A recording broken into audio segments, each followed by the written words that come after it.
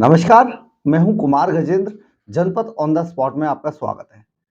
दिल्ली सरकार के जो मुख्यमंत्री हैं अरविंद केजरीवाल, जिस जल बोर्ड को लेकर वो बड़ी-बड़ी बातें किया करते थे, वो जल बोर्ड अब अरविंद केजरीवाल एंड कंपनी के गले की फांस बनता जा रहा है।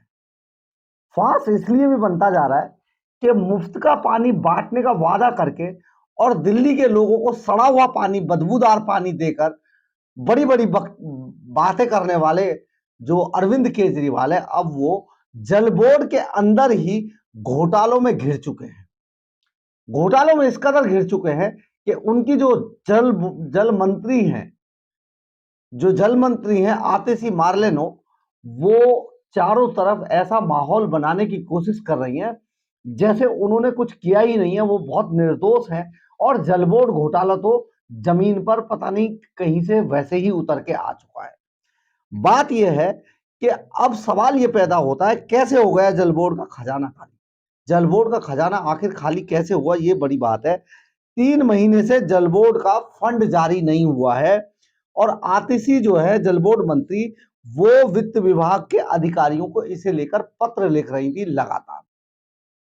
ये पत्र जब अधिकारियों ने कहा कि जल बोर्ड के अंदर बड़ा घोटाला हुआ है, पैसा है नहीं हमारे पास, तो इसके बाद उन्होंने फॉर्मेलिटी आगे बढ़ाते हुए एलजी के सक्सेना को भी एक चिट्ठी लिख डाली और उसमें फंड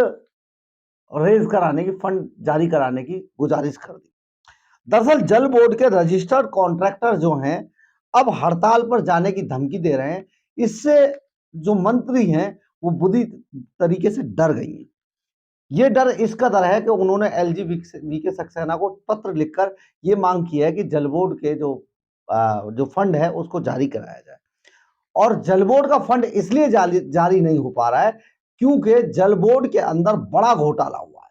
ये घोटाला काफी बड़ा बताया जा रहा है और इस घोटाले को देखते हुए अधिकारियों ने, क्योंकि यहां पर अनाप शनाप लोगों को पैसे दिए गए और सरकार के दूसरे लोगों ने कमीशन के नाम पर बहुत मोटा पैसा खाया है, इसलिए जल बोर्ड का खजाना अब बिल्कुल खाली हो चुका है। यानी कि दिल्ली वाटर लीकेज की समस्याओं को दूर करने, दूषित पानी की समस्याओं को दूर करने, जल बोर्ड के नालों की सफाई समेत कई तरीके के काम रजिस्टर्ड कॉन्ट्रैक्टर करते हैं दिल्ली के अंदर, जिनकी संख्या 1000 से अधिक है। पिछले 9 महीने से इन सभी कार्यों के लिए किसी तरीके का दिल्ली सरकार की तरफ से कोई फंड जारी नहीं किया गया है दिल्ली वित्त विभाग से। तो उसके लिए अब ये आतिशी मार्लेनो लगातार चिल्ला रही थी, लेकिन अभी फंड पर कोई बात हो पाती, इससे पहले ही दिल्ली बीजेपी के प्रदेश अध्यक्ष वीरेंद्र सचदेवा ने एक और बड़ा बम फोड़ दिया। ये बम इस कदर फूटा है कि पूरी केजरीवाल सरकार के कार्यकलापों पर सवालिया निशान लग गया है, क्योंकि ये बम भी घोटाले से जुड़ा है और दिल्ली जल बोर्ड के अंदर घोटाला किस कदर हुआ, किस तरीके से बंदर बांट हुई, किस तरीके से खजाने के पैसे को सरकार और सरकार के दूसरे जो जो चंपू थे उन्होंने किस तरीके से लूटा गया, किस तरीके से कमीशन खोरी हुई, कॉन्ट्रैक्टरों के आधार पर भी बड़ा मोटा कमीशन लिया गया। सरकार का पैसा जो सही मद में दिया जाना था और अधिक मद में देकर पैसे की कमीशन खोरी की गई। ये दिल्ली भारतीय जनता पार्टी के जो अध्यक्ष हैं वीरेंद्र सचदेवा, वो आम आदमी पार्टी की सरकार पर आरोप लगा रहे हैं। बड़ी बात है, केजरीवाल एंड कंपनी के गले की फांस बन सकता है ये जल बोर्ड घोटाला। सीवेज ट्रीटमेंट प्लांट्स एसटीपी को अपग्रेड करने के नाम पर बड़ी गड़बड़ी हुई है, वित्तीय गड़बड़ी। यह दिल्ली सरकार के जल बोर्ड के अधीन आता है सारा काम। इस घोटाले की शिकायत दिल्ली बीजेपी के अध्यक्ष वीरेंद्र सचदेवा ने सीबीआई से की है और इसके अलावा एलजी के सक्सेना से करते हुए उन्होंने कहा है इस मामले की सीबीआई जांच कराई जानी चाहिए, इसमें बड़ा घोटाला हुआ है। सीबीआई को लिखे लेटर में सचदेवा ने कहा है कि सिंगल कोटेशन के आधार पर एक कंसल्टेंट ने इसका एस्टीमेट तैयार किया था। यह एस्टीमेट बाजार मूल्य से अधिक का तैयार किया गया और घोटाले में 10 एसपीटी को अपग्रेड करने की अनुमानित लागत जो थी वो 1508 करोड़ रुपए थी, लेकिन इन्होंने 1938 करोड़ रुपए का ठेका दे दिया। आप समझिए 1508 करोड़ रुपए और 1938 करोड़ रुपए, इतने का ठेका इन्होंने वैसे ही दे दिया। और भाजपा के प्रवक्ता गौरव भाटिया ने इसमें आज एक पूरी प्रेस कॉन्फ्रेंस कर डाली इस घोटाले को लेकर, और उन्होंने आरोप लगाया कि 10 एसटीपी को अपग्रेड करना था, लेकिन डीपीआर जो बनाया गया दो दो का ही बनाया गया। जहां 10 का करना था वहां पर 2 का डीपीआर बनाया गया। उन्होंने यह भी कहा कि L1 की बोली जो है, जो L1 की बोली थी वो 392 करोड़ रुपए की लगाई गई थी, लेकिन इस काम को करने की बजाय इन्हें इसे बढ़ाकर 408 करोड़ रुपया कर दिया गया। सोचिए आप, 392 करोड़ रुपए की बोली लगाई गई, लेकिन इस पूरे का जो जो पैसा इसका जारी बना दिया गया एस्टीमेट, वो 408 करोड़ रुपए का बना दिया गया। भाटिया ने आरोप लगाते हुए कहा कि अनुमानित लागत इसलिए बढ़ा दी गई ताकि इसमें कमीशन खोरी की जा सके, यानी कि कमीशन ली जा सके। अब कमीशन कौन ले रहा था, ये बात तो सीबीआई की जांच के बाद ही सामने आएगी।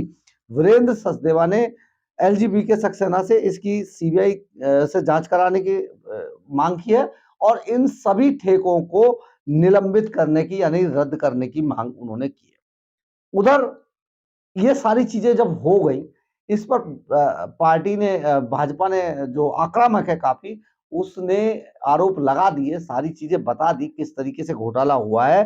तो दिल्ली सरकार ने इस घोटाले का ठीकरा दिल्ली सरकार के अधिकारियों के सिर पर फोड़ दिया।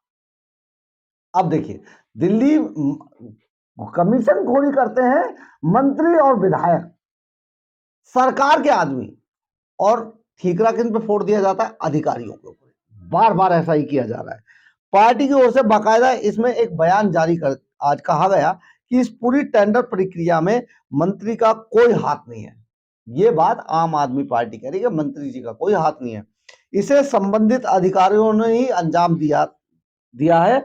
और उन्होंने यह भी कहा कि इस सब को जानने की जो इन सब अधिकारी जो हैं, इन पर कोई भी काम करने की जीएनसीटीजी एक्ट जो है उसमें चुनी हुई सरकार को कोई एक्शन लेने का इस पे अधिकार ही नहीं है।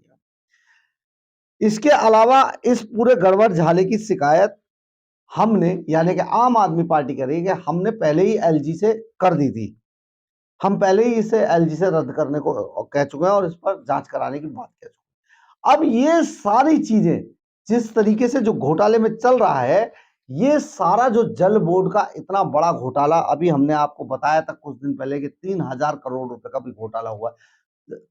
तो ये जिस तरीके की जो सारी प्रक्रिया है, आम आदमी पार्टी इतना पैसा, जिसके लिए कहते थे जी बहुत पैसा आ रहा है, हमने बड़ा पैसा कमाते हैं, हमने यहां से पैसा बचा लिया, हमने वहां से पैसा बचा लिया, लेकिन अगर पैसा बचाया, दिल्ली गवर्नमेंट ने अपने कार्यों के अनुसार जिस तरीके की जो फिजूल खर्ची थी उसको रोककर अगर पैसा बचाया था, तो दिल्ली जल बोर्ड जैसे विभाग, डीटीसी जैसे विभाग, सब में करप्शन क्यों सामने आ रहा है? बड़ी बात है, इतना करप्शन है दिल्ली सरकार के अंदर, इतना भ्रष्टाचार है। जिस भ्रष्टाचार को लेके अरविंद केजरीवाल आए थे, आज वही भ्रष्टाचार उनकी नस नस में दिखाई दे रहा है हर तरफ से। लेकिन वो आज भी आरोप प्रत्यारोप की राजनीति करते हैं, इससे वो बाज नहीं आते हैं। अभी कल ही उन्होंने जिस तरीके से पार्टी के स्थापना दिवस पर कहा और आरोपों की झड़ी लगा दी, और उन्होंने कहा कि हम पर 200-250 मुकदमे दर्ज कर दिए गए, इतने सब झूठा है, सब फेक है। तो क्या ये सब चीजें फेक है, ये झूठा है? बिल्कुल भी नहीं है। अरविंद केजरीवाल बिल्कुल नहीं बच पाएंगे, और उनके जो भ्रष्ट मंत्री थे, भ्रष्ट उनके एमएलए थे, जितने भी लोग ये भ्रष्टाचार करते हैं, उनको बख्शा नहीं जाएगा। आने वाले दिन केजरीवाल सरकार के लिए, केजरीवाल के लिए बहुत बुरे होने वाले हैं, क्योंकि उनकी नस नस में भ्रष्टाचार उजागर होता जा रहा है। जिस दिल्ली जल बोर्ड को लेकर बहुत बड़ी बड़ी बातें करते थे, वो शीला दीक्षित पर आरोप लगाते थे, शीला दीक्षित सरकार पर आरोप लगाते थे, आज उन्हीं सभी विभागों में भ्रष्टाचार अपने पूरे चरम पर है। आपने देखा होगा, ना तो पानी आ रहा है ठीक से, ना सीवेज सिस्टम दिल्ली का बिल्कुल ठीक नहीं है। एक बरसात छोटी सी होती है और पूरी दिल्ली पानी पानी हो जाए, क्योंकि सीवेज सिस्टम गड़बड़ा चुका है, क्योंकि वो सिर्फ कागजों में हुआ है और उसका पैसा लिया जा चुका है। कॉन्ट्रैक्टर्स जो रजिस्टर्ड कॉन्ट्रैक्टर्स हैं, हमने आपको बताया कि 1000 से ऊपर उनकी संख्या है। उनको अनाप-शनाप बिल जारी करके उनसे कमीशन लिया जाता है और वो जो पैसा बताते हैं, यानी कि इनकी कमीशन का पैसा जोड़कर वो बिल रेज करते हैं और उनके वो बिल पास कर देते हैं। ये घोटाला तो यही कहता है। तो आने वाले दिनों में दिल्ली जल बोर्ड के अंदर बहुत बड़ा मामला होने वाला है। देखते हैं इसमें कौन फंसता है। दिल्ली जल बोर्ड के मंत्री फंसेंगे और हमेशा की तरह अरविंद केजरीवाल अधिकारियों पर इसका ठीकरा फोड़ेंगे, लेकिन ये सच नहीं है। ये तो सारी बात तभी सामने आ पाएगी जब सीबीआई इसमें जांच करेगी और सीबीआई उन लोगों को पकड़ेगी जिन लोगों की वजह से जल बोर्ड अब बुरी तरीके से घाटे का बोर्ड बन चुका है। आपको अगर मेरी खबर अच्छी लगी हो तो आप इसे लाइक, कमेंट्स और सब्सक्राइब जरूर करें। अपनी राय हमारे जो कमेंट सेक्शन है उसमें जरूर लिखें, इससे हमें ऊर्जा मिलती है। जय हिंद, जय भारत।